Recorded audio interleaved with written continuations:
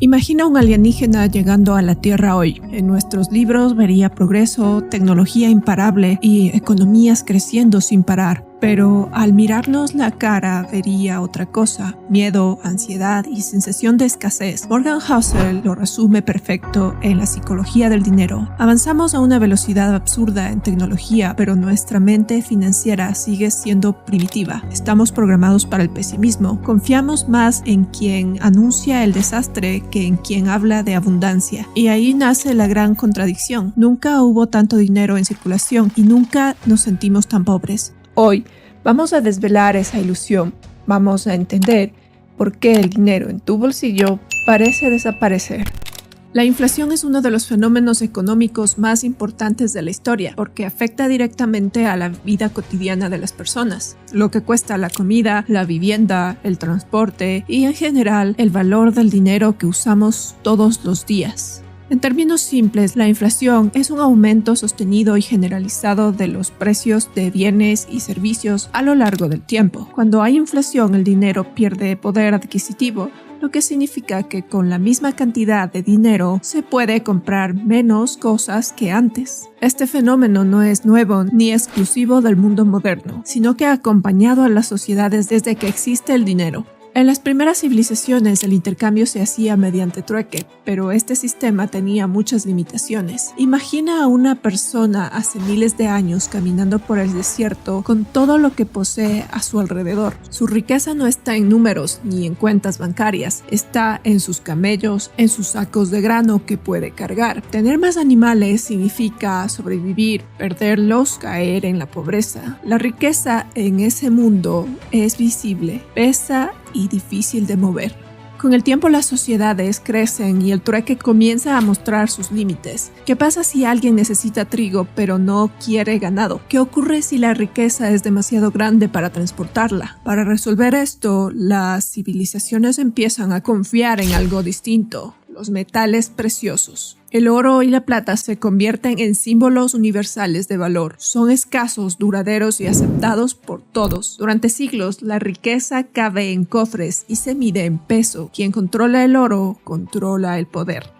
Pero incluso el oro tenía un problema imposible de ignorar: pesaba. Transportarlo era lento, peligroso y costoso. Comerciantes y reinos enteros comenzaron a buscar una alternativa, y ahí surgió una idea que cambiaría la historia. ¿Y si la riqueza no se transporta, sino que se representa?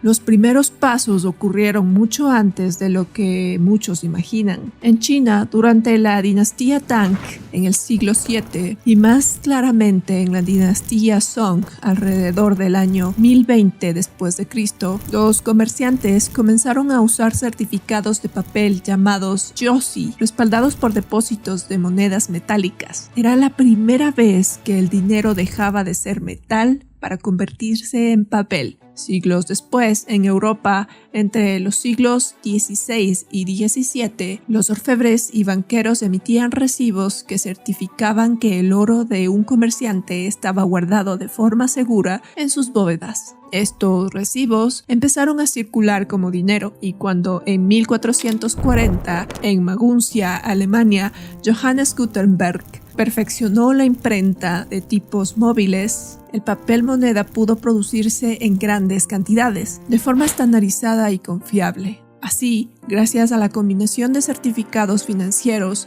y una evolución tecnológica en la impresión, nacieron los billetes tal como los conocemos: papel con poder, promesas que podían mover más riqueza que el oro mismo. Este fue uno de los mayores saltos tecnológicos de la humanidad. Por primera vez, una hoja de papel podía mover más valor que una carreta llena de metal. La riqueza se vuelve ligera, portátil y rápida. Los imperios se expanden, el comercio florece y el mundo se acelera. Aún así, el papel tiene una promesa detrás. Cada billete representa una cantidad real de oro o plata. El dinero todavía está anclado a algo físico, lo que limita cuántos billetes pueden existir. Durante este periodo, la inflación existe, pero está contenida. No se puede crear dinero de la nada. Primero debe existir el metal. La riqueza sigue teniendo un freno natural. Sin embargo, con el paso del tiempo, ese vínculo se rompe. El dinero deja de representar oro y pasa a representar confianza. Ya no es valor en sí mismo, sino una idea respaldada por gobiernos y sistemas financieros. Aquí ocurre el cambio más silencioso y profundo. La riqueza deja de ser algo que se toca y se convierte en algo que se entiende. Quienes comprenden cómo funciona el nuevo sistema prosperan. Quienes siguen creyendo que el dinero es solo papel se quedan atrás. Hoy, la riqueza ya no se carga en camellos ni en cofres. Vive en números digitales, en activos invisibles, en decisiones financieras. La historia nos muestra que el dinero siempre cambia de forma, pero no todos cambian con él. Y como ha ocurrido una y otra vez, los que entienden la transformación antes que los demás son quienes terminan escribiendo las reglas del juego. Robert Kiyosaki suele insistir en una idea incómoda. Los imperios no abandonan el dinero sólido de golpe, lo hacen poco a poco, casi siempre empujados por la ambición, la guerra y la necesidad de financiar gastos que superan su riqueza real. Mucho antes de la Primera y la Segunda Guerra Mundial, los grandes poderes ya habían aprendido y repetido el mismo error. Cuando no hay suficiente valor real, se fabrica dinero para simularlo. La inflación, desde esa mirada, no es una falla del sistema, es un comportamiento humano predecible.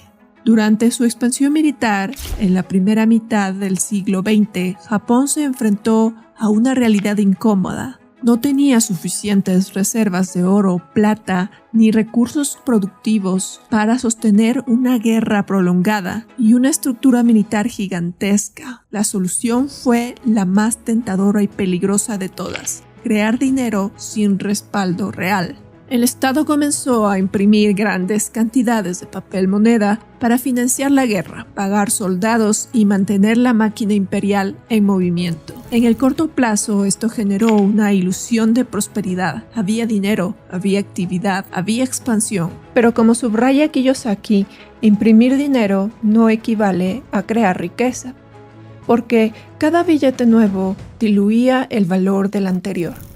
El resultado fue inevitable: inflación creciente, pérdida de poder adquisitivo y un colapso económico interno que debilitó al país, incluso antes de su derrota militar. Para Kiyosaki, Japón no solo perdió la guerra en el campo de batalla, la perdió al momento en que sustituyó valor real por promesas de papel. Su historia es una advertencia clara: ningún imperio puede sostenerse indefinidamente sobre el dinero falso. Mucho antes de Japón, el Imperio Romano ya había recorrido ese mismo camino.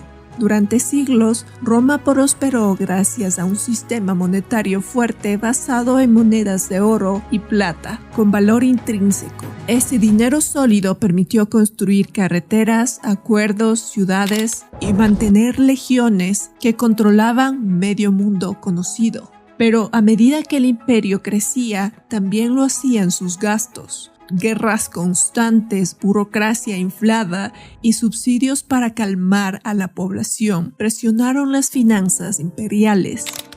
Incapaces de aumentar la riqueza real, los emperadores optaron por una solución silenciosa: degradar la moneda. Reducían el contenido de oro y plata, mezclaban metales baratos y seguían acuñando monedas que parecían legítimas, pero ya no valían lo que prometían.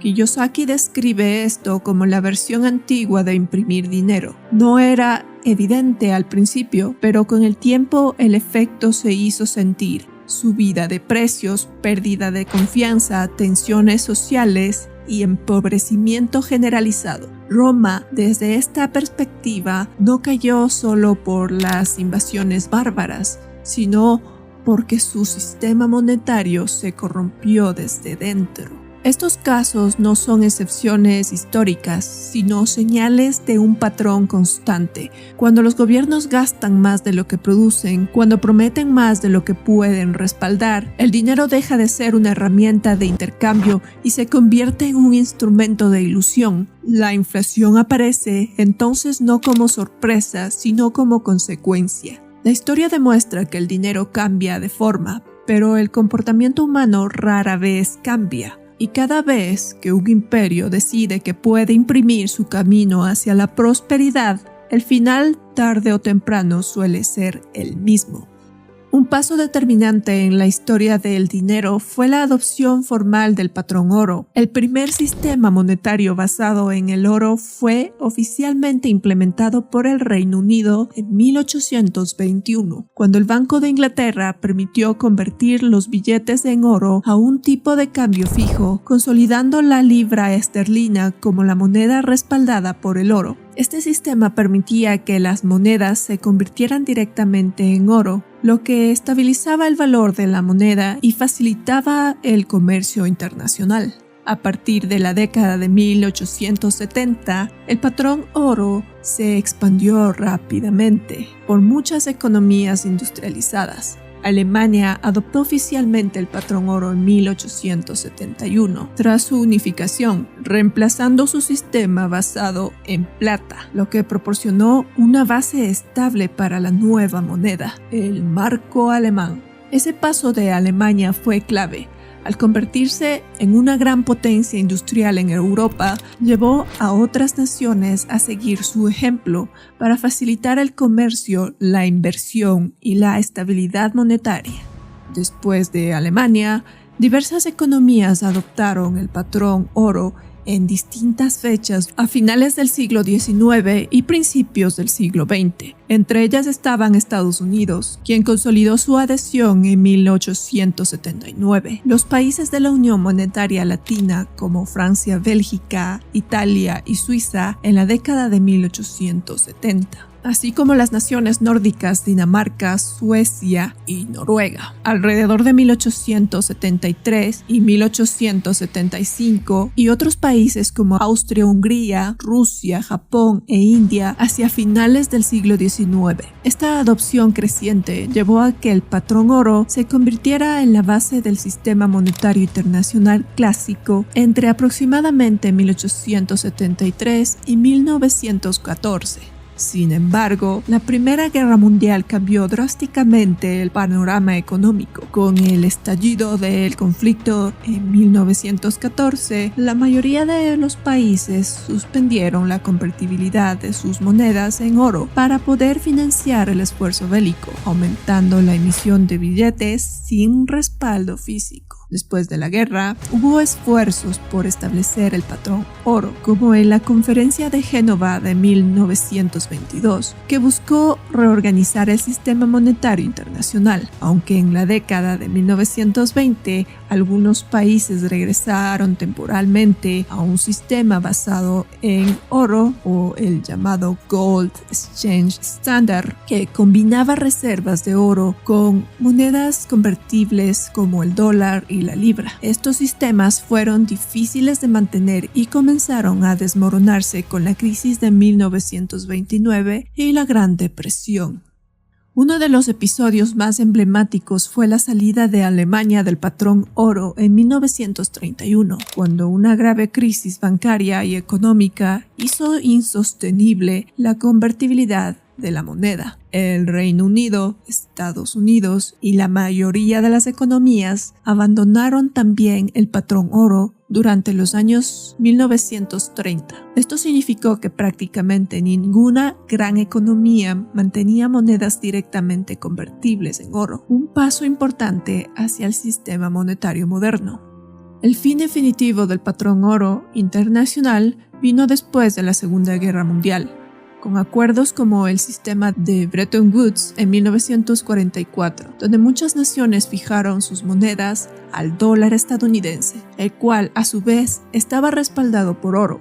Este sistema duró hasta 1971, cuando el presidente de Estados Unidos, Richard Nixon, suspendió la convertibilidad del dólar en oro, marcando el paso definitivo al dinero fiat moderno. En este sistema, el dinero no tiene respaldo físico en oro o plata, sino que vale porque los gobiernos y las personas confían en su valor y lo aceptan para transacciones. El dinero fiat permitió a los gobiernos mayor flexibilidad para administrar sus economías. En tiempos de crisis, podían emitir dinero para estimular la economía o financiar gasto público, sin estar limitados por reservas de oro. Pero esta mayor flexibilidad también introdujo riesgos cuando se emite dinero en exceso en relación con la producción de bienes y servicios. Tiende a surgir inflación porque hay más dinero persiguiendo la misma cantidad de bienes. En este contexto moderno del dinero fiat, surgen muchas críticas, especialmente desde autores de divulgación financiera. Uno de los más conocidos es Robert Kiyosaki, autor del libro Rich Dad, Poor Dad y otros bestsellers. Sostiene que el dinero fiat es dinero falso porque no está respaldado por activos tangibles como el oro o la plata y porque puede ser creado en grandes cantidades por los gobiernos y bancos centrales. Según su visión, esta capacidad de crear dinero conduce inevitablemente a inflación y a la pérdida de valor del ahorro de las personas que mantienen su dinero en efectivo o instrumentos financieros tradicionales. Kiyosaki argumenta que la inflación funciona como un impuesto invisible que castiga especialmente a la clase media y a los ahorradores, mientras beneficia a quienes poseen activos reales. Por esta razón, él recomienda protegerse de la inflación invirtiendo en activos que considera más resistentes a la pérdida del valor del dinero fiat, como bienes raíces, oro, plata y más recientemente Bitcoin. Estas ideas aparecen de forma reiterada en sus libros, conferencias y entrevistas y forman parte central de su discurso sobre educación financiera. Donald Trump, junto con Kiyosaki, coescribió el libro Midas Touch, en el que abordan temas de emprendimiento, riqueza y mentalidad financiera.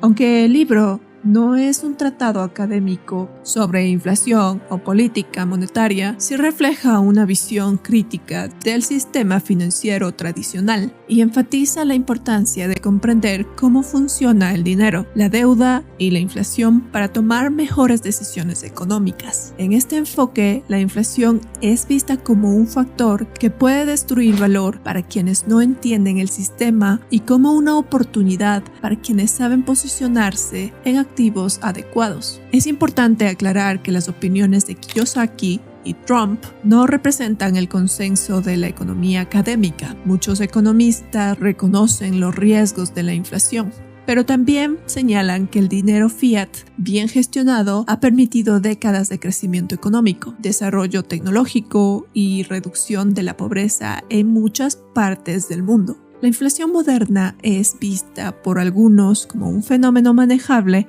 e incluso útil para evitar la deflación y facilitar el funcionamiento de la economía.